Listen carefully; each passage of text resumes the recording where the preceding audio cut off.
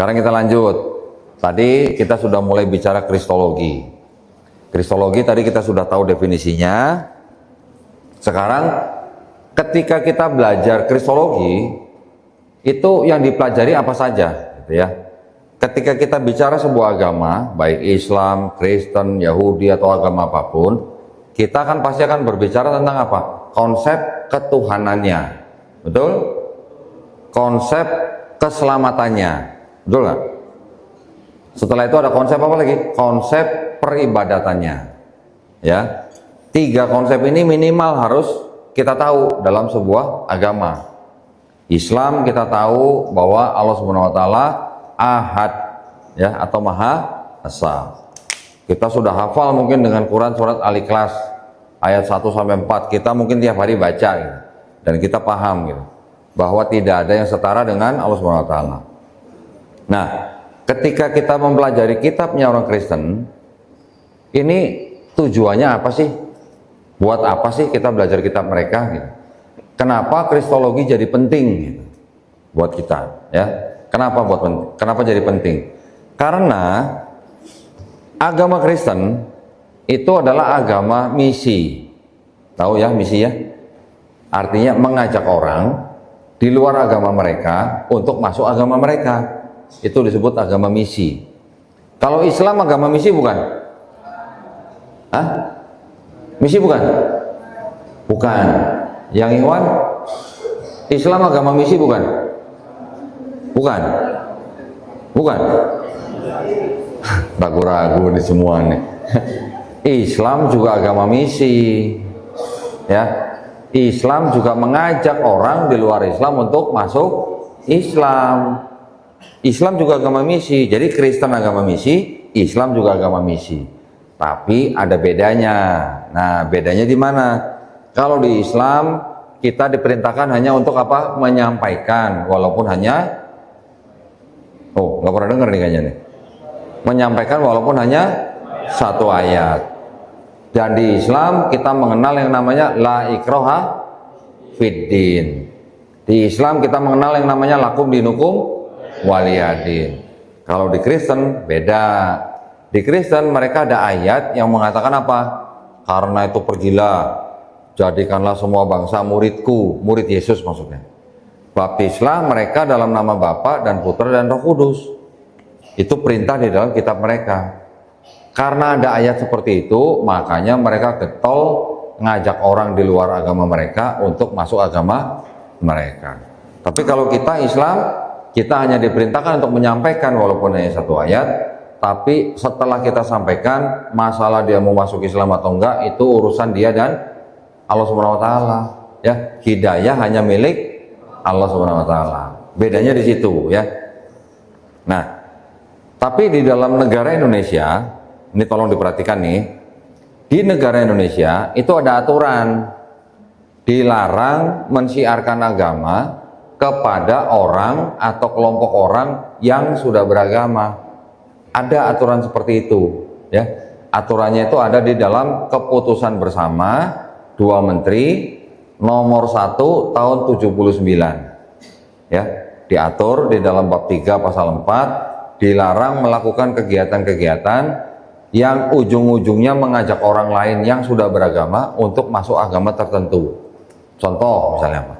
Door to door, ketuk-ketuk pintu rumah orang, bagi-bagi buku, majalah, pamflet, brosur, yang ujungnya apa? Mengajak orang yang punya rumah itu untuk masuk agama yang ketok-ketok pintu.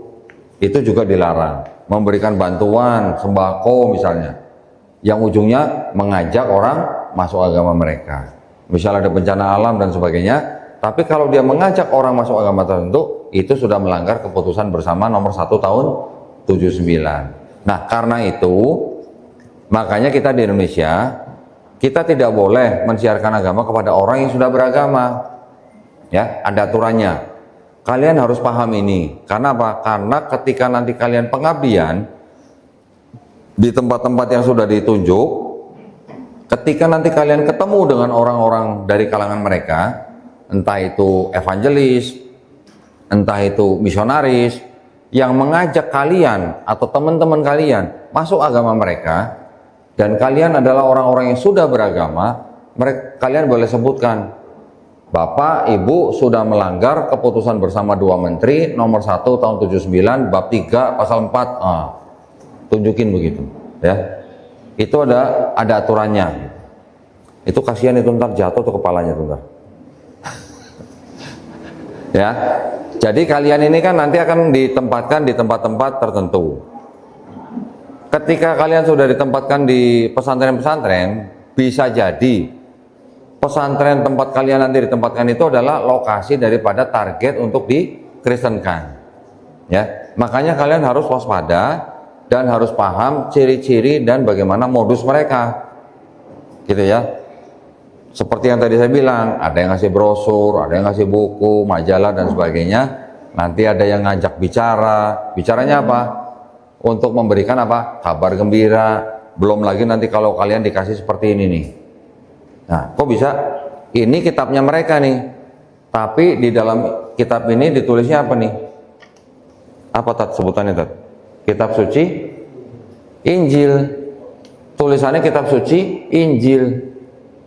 Ya, dan nama Nabi Isa alaihissalam di sini juga tulisnya Isa Al-Masih. Ya, bukan Yesus Kristus. Kalau buat orang-orang Kristen, mereka kasih yang ini. Atau bisa dibeli di toko. Di sini namanya Yesus Kristus. Tapi kalau di sini pakai nama Isa Al-Masih, pakai nama Injil, ada kata Insya Allah. Jadi mereka menggunakan istilah-istilah Islam. Terus tujuannya apa? Mereka bagi-bagi ini. Ini dibagikan kepada rumah-rumah orang Islam. Terus mereka ngajak ngobrol tuh, lihat sama kita juga Isa Al-Masih. Ya, itu cara mereka salah satunya. Nanti masih banyak cara-cara yang lain. Mereka nanti memberikan ini kepada orang Islam, nanti ngasih tahu persamaannya apa. Tapi nanti mereka akan mengajak kalian atau orang yang datang itu untuk masuk agama mereka. Ya, tapi mereka menggunakan cara meminjam istilah-istilah dari kalangan Islam supaya lebih dekat dengan orang Islam, supaya bisa menarik orang Islam masuk agama mereka. Di sini juga ada kata Allah, tulisannya A-L-L-A-H gitu ya. Tapi bacanya di sini Allah, bukan Allah. Tujuannya apa? Dulu kata Allah itu masuk ke dalam kitab ini, tujuannya supaya menginjili orang Islam. Tapi kata Allah di sini, ini bukan sebagai nama Rob kita. Beda ya. Di sini kata Allah dan kata Tuhan itu sama-sama sebagai sebutan. Ada ayat berbunyi, jangan ada Allah lain di hadapanku. Allah lain. Gimana? Kalau Islam kita kan mudah kalau ditanya, siapa Rob kalian? Pasti kalian akan menjawab langsung Allah Subhanahu wa taala. Tapi kalau di sini yang Bapa disebut Allah, yang Yesus disebut Tuhan. Bedanya apa begitu? Nah, kalau kita merujuk kepada KBBI, Kamus Besar Bahasa Indonesia, Tuhan itu adalah sesuatu yang disembah, diyakini, dipuja sebagai Tuhan yang Maha Kuasa, Tuhan yang Maha Perkasa. Tapi kalau di KBBI kata Allah itu adalah nama Tuhan dalam bahasa Arab. Nah, itu bedanya. Ya. Dua kata itu dipakai di sini, tapi dua-duanya sebagai sebutan, bukan sebagai nama yang kata Allah itu ya. Nah, itu adalah cara-cara mereka. Kemudian mereka juga bisa mengajak kalian untuk masuk agama mereka itu dengan berbagai cara. Berbagai caranya contohnya apa? Bisa melalui pacaran. Ya. Kalian kelihatannya di sini merasa aman-aman aja karena banyak teman-teman sesama muslim. Tapi nanti ketika kalian terjun ke masyarakat, ketika kalian mungkin sudah kenal dengan orang-orang beragama lain, itu nanti mereka punya misi untuk menjerat kalian dengan cara pacaran.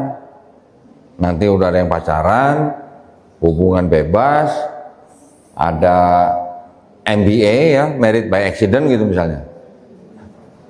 Itu nanti dijadikan dijadikan alasan supaya kalian ikut agama mereka. Banyak kejadian laki-laki Kristen memacari perempuan Islam. Akhirnya di luar kendali, hamil di luar nikah. Ketika hamil di luar nikah, akhirnya apa? Ketika mau menikah, yang laki nggak mau disuruh masuk Islam, akhirnya yang perempuan ikut Kristen. Itu sering terjadi, ya. Nanti kalau sudah masuk Kristen, ataupun misalnya gini, misalnya menikah dengan cara salah satu agama lah, misalnya Islam atau Kristen, tapi nanti setelah menikah mereka akan kembali ke Kristen. Dan kalau istrinya tidak mau ikut Kristen, diancam mau dicerai. Nah, itu salah satu cara yang dipakai mereka untuk memurtadkan orang Islam. Banyak, gitu ya. Banyak kejadian seperti itu. Saya menemui beberapa kali ibu-ibu yang dulu menikah secara Islam, tapi setelah menikah sebulan, 2 bulan, atau bahkan setelah punya anak, suaminya balik lagi ke Kristen. Istrinya kalau nggak mau ikut Kristen, dicerai. Nah, otomatis istri ya biasanya pada ketakutan gitu, nggak dikasih nafkah dan sebagainya, akhirnya ikut Kristen. Nanti suatu saat ketika suaminya meninggal, baru yang perempuan balik Islam. Gimana? Kok iman bisa dipermainkan seperti itu gitu ya? Boleh nggak kita menikah beda agama? Menurut Islam, boleh nggak? Nggak boleh. Menurut kitab mereka juga nggak boleh sebenarnya. Tapi mereka menggunakan cara-cara itu di luar perintah kitab mereka sendiri. Tujuannya itu untuk membawa orang masuk agama mereka. Ya, itu sering terjadi. Nah, tadi ketika kita bicara tentang konsep ketuhanan, nah ini sekarang kalian harus tahu nih. Ini sebenarnya sangat-sangat singkat ya. Satu kali pertemuan itu tidak bisa mencakup semua ilmu kristologi. Tapi ini saya kasih tahu yang paling ini aja, yang paling apa? Yang paling umum gitu ya, supaya nanti kalian bisa membedakan. Ini kitabnya orang Kristen Protestan ya. Ini memang tipis, berisi 66 surat. Saya pakai surat nih biar adik-adik gampang tahu pahamnya. Yang ini kitabnya orang Katolik. Ini isinya 73 surat. Ya, beda 7 surat nih sama ini. Nah, yang 7 surat itu apa? Yang 7 surat itu adalah disebut dengan surat-surat Deuterokanonika. Ya. Yang punya Kristen Protestan ini berisi 66 surat dan separohnya, ya ini saya sebut nih. Di sini kan ada indeks ya, ada yang warna hitam, ada yang warna merah, ya kan? Yang warna hitam ini sebenarnya ini bukan asli punya orang Kristen. Sama di Katolik juga ada. Yang hitam ini disebut sebagai perjanjian lama. Yang indeksnya warna merah ini disebut sebagai perjanjian baru. Ya, jadi ada perjanjian lama, ada perjanjian baru. Kalau di Quran ada nggak Al-Quran lama, Al-Quran baru? Nggak ada ya. Kalau Quran berapa surat? 114 surat di Indonesia ya. Kalau di Maroko berapa? Sama. Di Cina berapa? Sama. Di Amerika? Sama. Ini yang Kristen Protestan 66 surat, yang Katolik 73 surat. Udah beda nih antara Protestan dan Katolik nih. Nanti ada lagi. Saya keluar ini. Ini yang namanya Kristen Ortodoks. Pernah dengar? Kristen Ortodoks pernah dengar ya? 78 surat. Ya, ada lagi. Ini Kristen namanya Kristen Ethiopia. 81 surat. Berarti yang Ortodoks menolak 3 dari Ethiopia, yang Katolik menolak 5 dari Ortodoks, yang Protestan menolak 7 dari Katolik. Jumlah suratnya beda-beda. Ini dalam Kristen nih. Kita Islam tidak ada yang beda, semuanya 114 surat. Jumlah ayatnya sama nggak Quran di mana-mana? Sama. Sistem penomorannya sama nggak Quran? Beda. Sistem penomoran ayatnya ada yang beda, ya. Jadi ada Quran mushaf tertentu, ada yang memberi nomor pada kalimat basmalah, ada yang tidak. Nanti ada yang memberikan nomor di tengah-tengah ayat, itu juga ada, ya. Tapi total semua ayatnya semua sama. Totalnya apa? 6.236 ayat. Tapi nanti